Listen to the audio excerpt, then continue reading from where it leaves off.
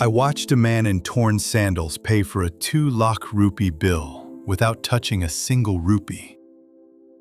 Then I watched a boy in a gold chain count 60 rupees 3 times before letting it go. Same shop, same night, 10 minutes apart. And what happened between them is the reason 90% of us stay broke without ever knowing why. My name is Aarav. I'm 28. I run the small tea shop my father left me after he died, still paying off his loans 4 years later. I count the money in my metal box 3 times before I sleep, sometimes 4 times. Cash only, no cards, no banks. That's the rule my father taught me before the moneylender took everything. I thought I was being careful.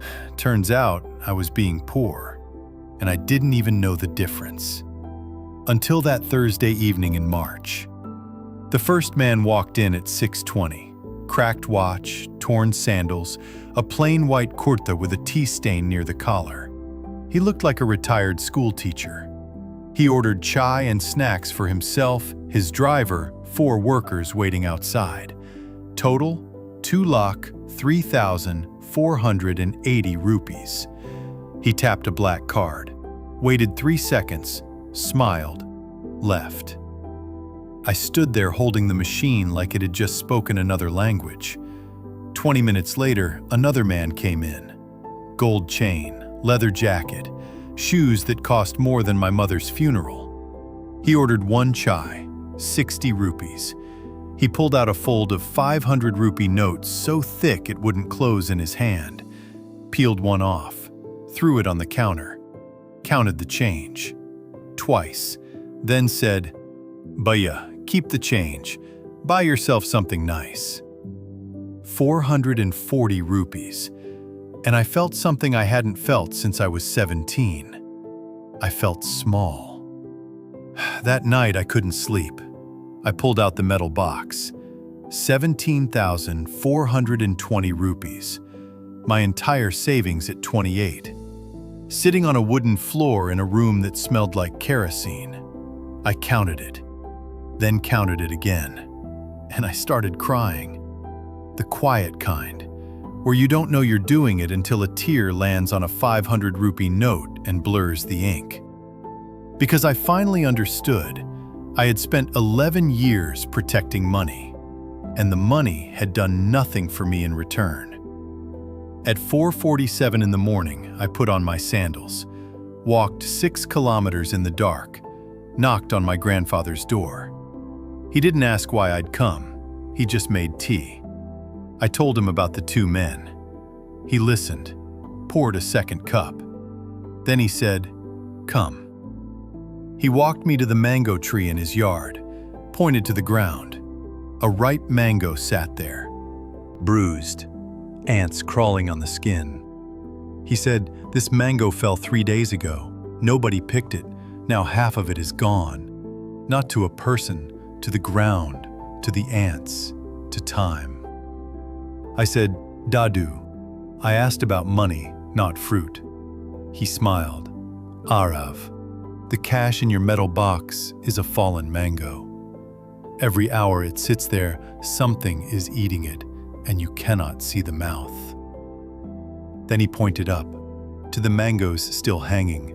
The ones still on the branch, they're growing, getting sweeter, because they're connected to something bigger than themselves.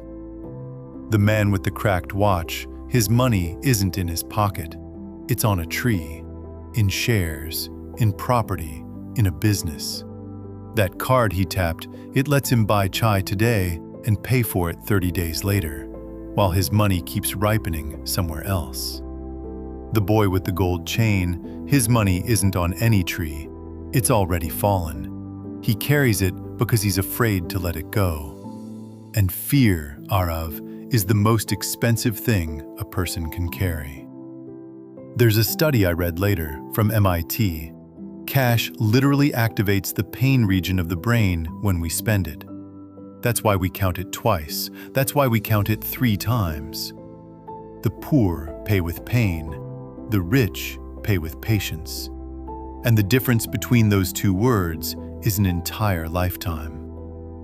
I walked back to the shop that morning, opened the metal box, and did something that would have made 17-year-old me scream. 10,000 into a mutual fund, 5,000 into a fixed deposit, 2,000 into a small stock, 420 kept in the box for one bad day. My hands shook when I signed the papers.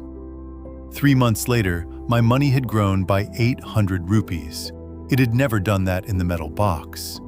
It had never done anything in the metal box. 1 year later, my shop had 2 more employees. My savings had doubled.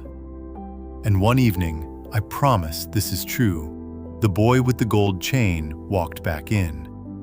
Except this time, no chain, no jacket, no thick fold. He ordered 1 chai, paid in coins, and I did what my grandfather did for me. I made him sit down, poured him a second cup, and I told him the story of the man with the cracked watch. The poor pay with pain, the rich pay with patience. If there's one thing I want you to take from this story, it's this. Cash in your pocket isn't safety, it's a fallen mango. Put your money on a tree, any tree, even if the first branch is small. Comment tree emoji if you felt this. Send this to the one person in your life still counting a metal box at 4 in the morning. I'll see you at the next morning door.